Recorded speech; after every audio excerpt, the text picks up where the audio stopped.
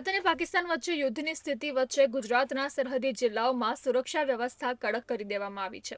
ભરૂચ જિલ્લાની વાત કરીએ તો દેશના સૌથી મોટા કેમિકલ ક્લસ્ટર સહિત દહેજ પોર્ટ પર સુરક્ષા વધારવામાં આવી છે. ગુજરાત જિલ્લાના મહત્વના સ્થળો અને વાઇટર ઇન્સ્ટોલેશનની સુરક્ષા વ્યવસ્થામાં પણ વધારો થયો છે.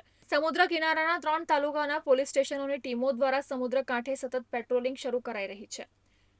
મરીન પોલીસ દ્વારા પણ દરિયાઈ વિસ્તારમાં ચાંપતી નજર રાખવામાં આવી રહી છે. અધિકારીઓના જણાવ્યા પ્રમાણે કોઈપણ પ્રકારની શંકાસ્પદ હરકતને તરત જ દબાવી શકાય તે માટે તમામ એજન્સીઓ એલર્ટ પર રાખવામાં આવી છે.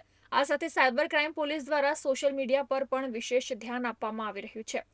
સોશિયલ મીડિયા પર દેશદ્રોહને લગતી તેમજ ઉશ્કેરજનક પોસ્ટ કરનાર સામે પોલીસ દ્વારા કાર્યવાહી કરવામાં આવશે. તમામ પોલીસ અધિકારીઓને જરૂરી બંદોબસ્ત અને પેટ્રોલિંગ રાખવા માટે સૂચના કરેલી છે, જે અંતર્ગત અગત્યની જગ્યાઓ પર પૂરતો પોલીસ બંદોબસ્ત રાખવામાં આવેલો છે, પેટ્રોલિંગ કરવામાં આવી રહ્યું છે, વાહન ચેકિંગ ચાલુ કરવામાં આવેલું છે.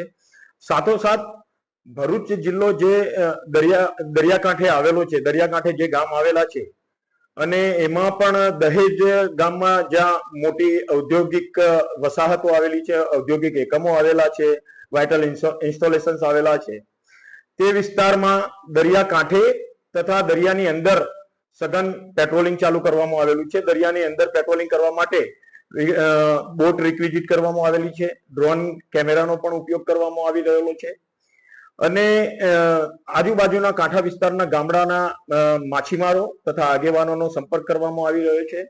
એમને કોઈ અફવામાં નહીં દોરાવવા માટે પણ એમને સમજ કરવામાં આવી રહી છે. કોઈ પણ શંકાસ્પદ ગતિવિધિ જણાય તો તાત્કાલિક પોલીસને જાણ કરવા માટે પણ સમજ કરવામાં આવી રહી છે.